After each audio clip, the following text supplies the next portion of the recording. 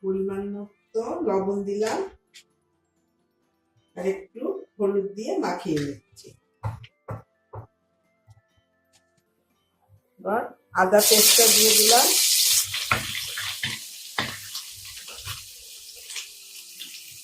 পেঁয়াজ কুচিটা দিয়ে দিলাম,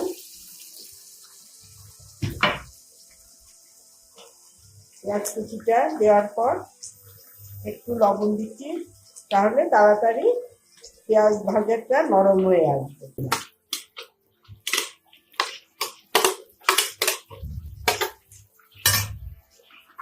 দিয়ে দিচ্ছি,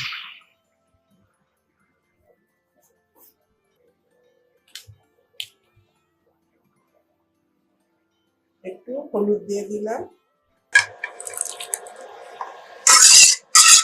পরিবেশন করার জন্য একটা ছোট বাটিতে একটুখানি